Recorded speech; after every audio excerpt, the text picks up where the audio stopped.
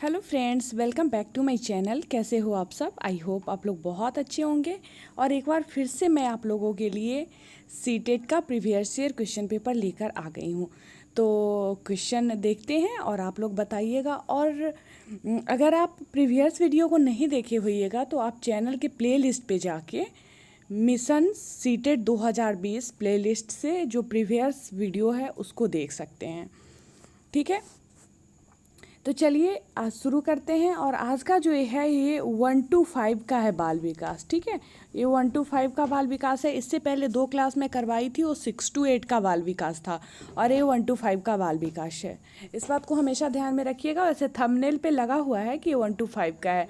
तो चलिए, first question है, निम्नलिखित में से कौन सी विशेषता प्रतिभावान शिक्षार्थी की है?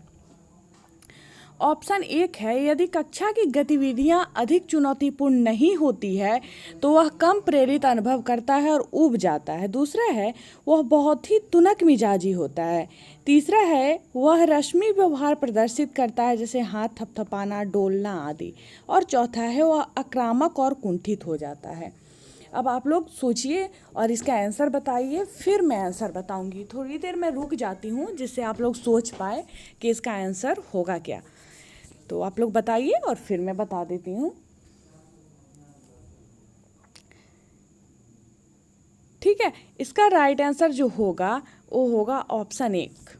यदि कक्षा की गतिविधियां और अधिक चुनौतीपूर्ण नहीं होती है तो वह कम प्रेरित अनुभव करता है और ऊब जाता है, क्योंकि प्रतिभावान शिक्षार्थी की वो पूछ रहा है। इसके अलावा जो 3 ऑप्शन है, वो 3 ऑप्शन को आप अगर पढ़ेंगे तो आपको एकदम से रॉन्ग लगेगा, क्योंकि प्रतिभावान विद्यार्थी की एक भी लक्षण उसमें तीनों ऑप्शन में नहीं है। प्रतिभावान शिक्षार्थी कक्षा में होने वाले ऐसी गतिविधियां जो प्रेरणा देने वाली होती है। ठीक है, प्रेरणा देने वाली या अगर वो चुनौतीपूर्ण नहीं होती है तो उसको ऊब सी होने लगती है, क्योंकि ऐसे शिक्षार्थी हमेशा मतलब कोई चुनौती को स्वीकारना चाहते रहता है और आगे बढ़ने की रुचि उसमें बहुत ज़्यादा होती है प्रतिभावान से विद्यार्थी में। ठीक है, तो इसका राइट आंसर ऑप्शन एक होगा। क्वेश्चन नंबर 2, एक शिक्षिका अपनी प्राथमिक कक्षा में प्रभावी अधिगम को बढ़ा सकती है। पहला है ड्रिल और अभ्यास के द्वारा। दूसरा है अपने शिक्षार्थियों में प्रतियोगिता को प्रोत्साहन देकर। तीसरा है विषय वस्तु को विद्यार्थियों के जीवन के साथ संबंधित करके। और चौथा है अधिगम में छोटी छोटी उपलब्धियों के लिए पुरस्कार देकर। तो इसका राइट आंसर आप लोग बताइए कि क्या होगा। प्रीवियस ईयर क्वेश्चन करवाने के पीछे मेरा मकसद मैं पहले भी बता चुकी हूँ, क्योंकि क्वेश्चन बहुत ज़्यादा रिपीट होता है और घुमा फिरा के यही क्वेश्चन सब सीटेट में आते रहता है। बहुत बार अब सीटेट हो चुका है ना, तो बहुत सारे क्वेश्चन रिपीट होते रहते हैं। जो लोग देते होइएगा उनको पता भी होगा, या प्रीवियस ईयर क्वेश्चन हल करते होइएगा तो पता भी होगा। तो सेकेंड का आंसर आप लोग बताइए।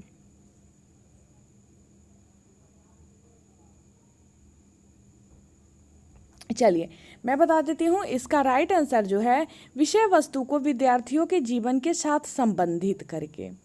कैसे? अधिगम जो है एक प्रक्रिया है जिसके द्वारा हम लोग अभ्यास के आधार पे व्यवहार में परिवर्तन लाते हैं, है ना। शिक्षिका अपनी प्राथमिक कक्षा में विषय वस्तु को विद्यार्थियों के जीवन के साथ संबंधित करके प्रभावी अधिगम को बढ़ावा दे सकती है। कि किसी भी चीज़ को अगर हम जीवन से संबंधित करके बताते हैं ना, तो बच्चे को भी जल्दी समझ में वो चीज़ आता है। थर्ड क्वेश्चन, बच्चों के बारे में निम्नलिखित कथनों में से कौन से सही है? ए, बच्चे जानकारी के निष्क्रिय प्राप्त करता है। बी, बच्चे समस्या समाधान करता है। सी, बच्चे वैज्ञानिक शोध करता है। और डी, बच्चे पर्यावरण के सक्रिय अन्वेषक है। अब 4 ऑप्शन है, बी, सी और डी, मतलब इसको वो करना है, क्रम से लगाना है। दूसरा है ए, बी, सी और डी, मतलब कोई इसमें से एक जो होगा वो गलत भी हो सकता है, क्योंकि सब में 3-3 ऑप्शन दिया गया है।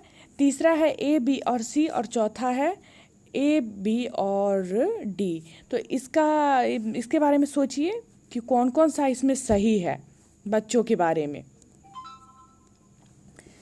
इसका राइट आंसर जो होगा वो होगा ऑप्शन एक, बी, सी और डी। क्योंकि बच्चे जानकारी के निष्क्रिय प्राप्तकर्ता नहीं है। ठीक है, बच्चे समस्या समाधान करता है, बच्चे वैज्ञानिक शोध करता है और बच्चे पर्यावरण के सक्रिय अन्वेषक है, लेकिन वो निष्क्रिय नहीं है। बच्चे जानकारी के निष्क्रिय प्राप्तकर्ता नहीं है। तो ये ऑप्शन देखने ही से, पढ़ने से सबसे पहले गलत लगता है वो ऑप्शन। चलिए क्वेश्चन नंबर 4, विद्यार्थियों में संप्रत्यात्मक विकास को प्रोत्साहन देने के लिए निम्नलिखित में से कौन सी विधि सबसे प्रभावी है? पहला है, यदि करने के लिए कहकर विद्यार्थियों के गलत विचारों को सही विचारों में बदलना। दूसरा है, विद्यार्थियों को बहुत से उदाहरण देना और उन्हें तर्क शक्ति का उपयोग करने के लिए प्रोत्साहित करना। तीसरा है, जब तक विद्यार्थियों में वांछित संप्रत्यात्मक परिवर्तन न हो जाए तब तक दंड का उपयोग करना। और चौथा है, पुराने प्रत्ययों से किसी संदर्भ के बिना नए प्रत्ययों को अपने आप समझ जाना चाहिए। ठीक है, तो इसका आंसर आप लोग बताइए।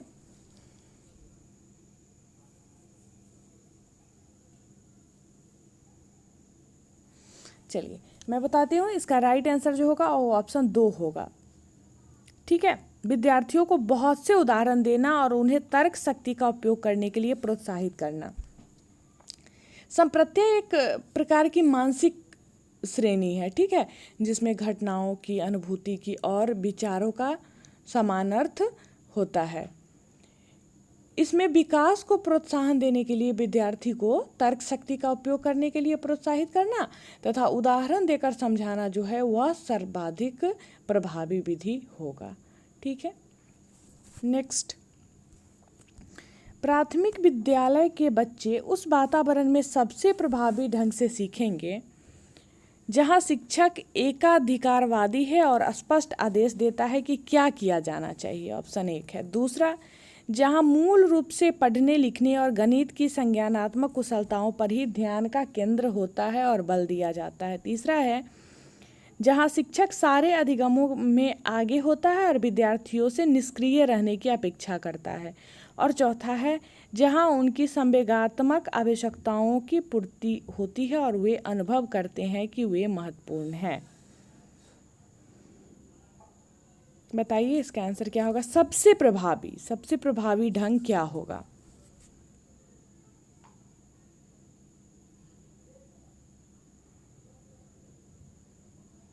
चलिए, इसका जो राइट आंसर होगा वो होगा ऑप्शन 4, जहां उनकी संवेगात्मक आवश्यकताओं की पूर्ति होती है और वे अनुभव करते हैं कि वे महत्वपूर्ण हैं। यदि प्राथमिक विद्यालय का वातावरण संवेगात्मक आवश्यकता जैसे बौद्धिक, प्रेम और सामाजिक विकास की पूर्ति करता है ना, तो बालक उस वातावरण में प्रभावी ढंग से सीख जाता है। क्वेश्चन नंबर 6, एक बच्चा खिड़की के सामने से कौवे को उड़ता हुआ देखता है और कहता है एक पक्षी। इससे बच्चे के विचार के बारे में क्या पता चलता है? ए, बच्चे की स्मृतियां पहले से भंडारित होती है। बी, बच्चे में पक्षी का प्रत्यय विकसित हो चुका है। सी, बच्चे ने अपने अनुभव बताने के लिए भाषा के कुछ उपकरणों का विकास कर लिया है। पहला ऑप्शन बी और सी, दूसरा ए, बी और सी, तीसरा केवल बी और चौथा ए और बी। इसका आंसर बताइए आप लोग।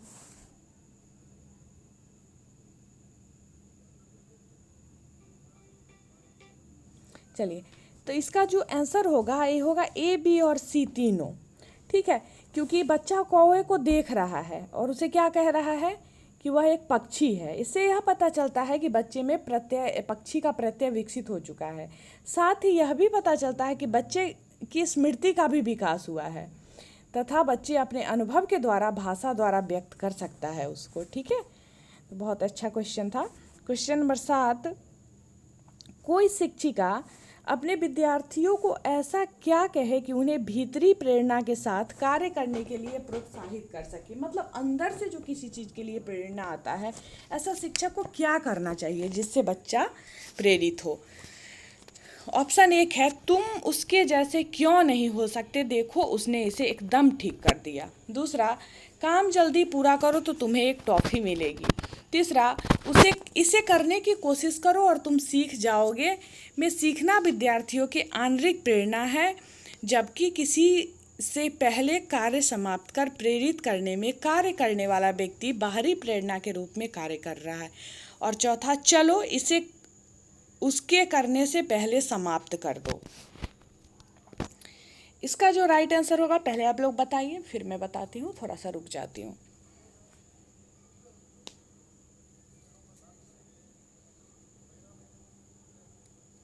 चलिए, इसका जो राइट आंसर है वो है ऑप्शन 3। ठीक है, कैसे बताती हूँ मैं। जैसे बालक में प्रेम रूपी प्रेरणा का विकास जो होता है वह तीव्र गति से होता है। और क्या है तीसरे ऑप्शन में, इसे करने की कोशिश करो और तुम सीख जाओगे। तो शिक्षक का मतलब पूरा विश्वास है बच्चे को, मतलब शिक्षक विश्वास दिला रहा है कि तुम सीख जाओगे। और सीखना जो है विद्यार्थियों की आंतरिक प्रेरणा है, जबकि किसी के पहले कार्य समाप्त कर प्रेरित करने से कार्य करने वाला व्यक्ति जो है बाहरी प्रेरणा के रूप में कार्य कर रहा है। ठीक है, तो जब कोई शिक्षिका अपने विद्यार्थियों को यह कहती है कि अपना कार्य दूसरे बालक से पहले समाप्त कर लो, तो उस बालक में भीतरी प्रेरणा का विकास होता है और वह प्रोत्साहित होकर कार्य को जल्दी समाप्त कर लेता है। ठीक है, क्वेश्चन नंबर 8, कोई शिक्षिका अपने विद्यार्थियों को अध्ययन करने हेतु आंतरिक रूप से उत्प्रेरित करने के लिए कैसे प्रोत्साहित कर सकती है। पहला है प्रतियोगितात्मक परीक्षण से, दूसरा है व्यक्तिगत लक्ष्य निर्धारित करने और उसमें निपुणता पाने में उन्हें मदद देकर, और दूसरा है साफ दिखाई पड़ने वाले इनाम देकर जैसे टॉफी, चौथा उसमें चिंता और डर पैदा करके। इसका राइट आंसर होगा ऑप्शन 2, व्यक्तिगत लक्ष्य निर्धारित करने और उसमें निपुणता पाने में उन्हें मदद देकर। बालक को उसके निर्धारित व्यक्तिगत लक्ष्य को पूरा करने एवं उसमें निपुणता लाने के लिए शिक्षिका को विद्यार्थियों को आंतरिक रूप से प्रेरित करने की जरूरत होती है ना।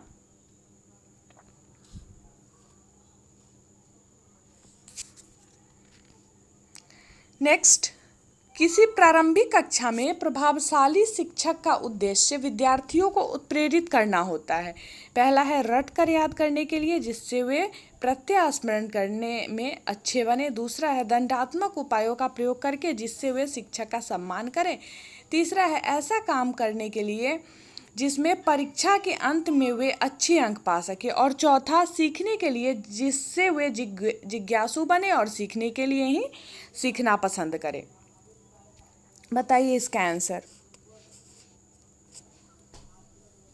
इसका आंसर जो होगा वो होगा ऑप्शन 4, सीखने के लिए जिससे वे जिज्ञासु बने और सीखने के लिए ही सीखना पसंद करें।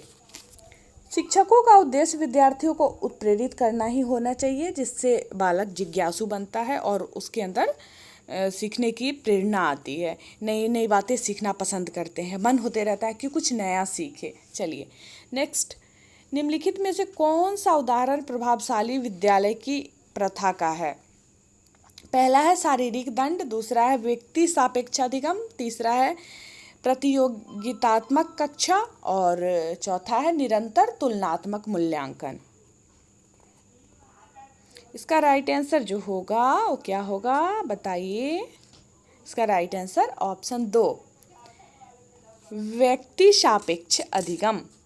व्यक्तिगत सापेक्ष अधिगम प्रभावशाली विद्यालय की प्रथा का उदाहरण है। इस प्रथा में प्रत्येक व्यक्ति एक अलग तरीके से सीखता है और सीखने की शैली अलग तरह की होती है।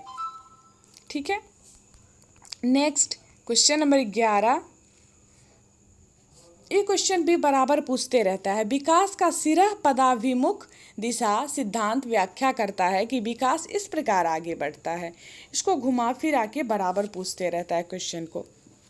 पहला है भिन्नों से एकीकृत कार्यों की ओर, दूसरा है सिर से पैर की ओर, तीसरा है ग्रामीण से शहरी क्षेत्रों की ओर और चौथा है सामान्य से विशिष्ट कार्यों की ओर। 11 का आंसर, और ये जरूर आप लोग जानते होइएगा। बिल्कुल सही आप लोग पकड़ रहे हैं, सिर से पैर की ओर। विकास का सिरह पदाभिमुख दिशा सिद्धांत सिर से पैर की ओर विकास को आगे बढ़ता है। क्वेश्चन नंबर 12, भाषा विकास के लिए सबसे संवेदनशील समय निम्नलिखित में से कौन सा है? पहला है मध्य बचपन का समय, दूसरा है वयस्क अवस्था, तीसरा है प्रारंभिक बचपन का समय और चौथा है जन्म पूर्व का समय। इसका जो आंसर है, राइट आंसर, वो है ऑप्शन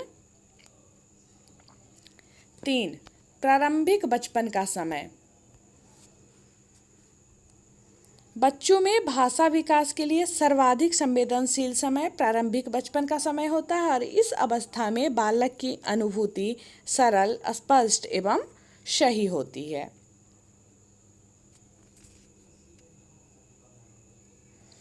और अगले दिन से मैं कोशिश करूँगी, एक जो 9 बजे आता है क्लास और एक फिर 1 to 5 और 6 to 8 दोनों के लिए एक एक कोशिश करूँगी। तो एक हो सकता है 9:30 और नहीं तो फिर 10 से मैं स्टार्ट करूँगी कल से, ठीक है।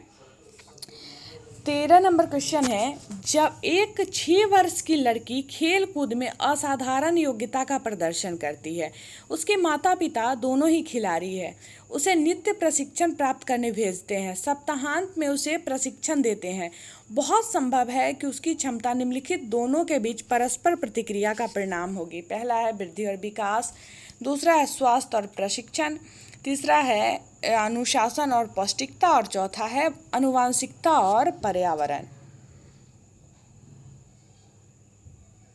क्या है? जब एक 6 वर्ष की लड़की खेल कूद में असाधारण योग्यता का प्रदर्शन करती है और यहाँ पे उसके माता पिता दोनों खिलाड़ी है और उसको नित्य प्रशिक्षण भी दिलवाते हैं और फिर खुद भी उसको प्रशिक्षण देते हैं, तो इसका आंसर समझ ही रहे हो आप लोग क्या होगा। ऑप्शन 4, आनुवांशिकता और पर्यावरण। लड़की की क्षमता आनुवांशिक एवं पर्यावरणीय परिणाम होगी। 14 नंबर क्वेश्चन, निम्नलिखित में से कौन से समाजीकरण के गौण वाहक हो सकते हैं? पहला है विद्यालय और पड़ोस, दूसरा है विद्यालय और निकटतम परिवार के सदस्य, तीसरा है परिवार और रिश्तेदार और चौथा है परिवार और पास पड़ोस।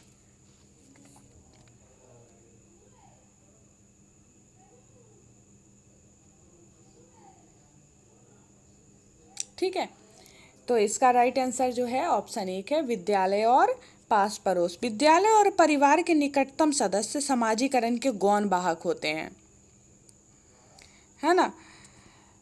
बालक के समाजीकरण की प्रक्रिया निरंतर चलती रहती है जो परिवार से आरंभ होती है और बालक परिवार के सदस्यों से अंतःक्रियात्मक संबंध स्थापित करके व्यवहार जो है वो करते रहता है, ठीक है। और लास्ट क्वेश्चन, 15 क्वेश्चन करेंगे आज भी हम लोग। लास्ट क्वेश्चन, लेव वाइगोट्स्की के अनुसार संज्ञानात्मक विकास का मूल कारक है। पहला है सामाजिक अन्योन्य क्रिया, दूसरा है मानसिक प्रारूपों का समायोजन, तीसरा है उद्दीपक अनुक्रिया युग्मन और चौथा है संतुलन। लेव वाइगोट्स्की के अनुसार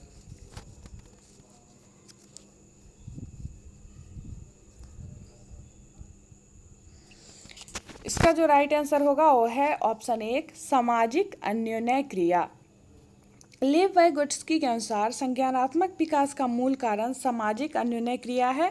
इसका मानना है इनका कि बालक के संज्ञानात्मक विकास में सामाजिक एवं सांस्कृतिक संबंधों के बीच संवाद एक महत्वपूर्ण आयाम है और यह बालकों में ज्ञान का निर्माण करते हैं, ठीक है। तो कैसा लगा आप लोगों को आज का क्लास, बताइएगा ज़रूर। और अगले दिन से मतलब कल से मैं ऐसे ही करूँगी, एक क्लास 9 से 9:30 का हो जाएगा, मतलब 9 बजे से स्टार्ट होगा, चाहे जितना देर में 15 क्वेश्चन हम लोग कर लें। और दूसरा आप लोग बता दो 9:30 से करूँ या फिर 10 से करूँ। हो सकता है बहुत लोग बीच में खाना वाना खाने का सोचेंगे क्योंकि वो टाइम होता है खाना वाना खाने का, तो इसलिए आप लोग बता दें कि फिर मैं 9:30 से ही रख दूँ या फिर 10 से। तो फिर मैं वैसा ही करूँगी क्योंकि देखना आप लोगों को है, बताना आप लोगों को है, तो आप लोग की मर्ज़ी चलेगी यहाँ पे, तो इसलिए मैं आप लोगों से पूछ रही हूँ, ठीक है। तो और कैसा लगा ये भी बताइएगा और आगे मैं कोशिश करूँगी आप लोगों का पूरा कंप्लीट करवा दूँ। थोड़ा लेट से मैं ज़रूर शुरू की हूँ लेकिन अब मैं करवा दूँगी, ठीक है। तो चलिए मिलती हूँ फिर आप लोगों से कल, तब तक के लिए बाय बाय।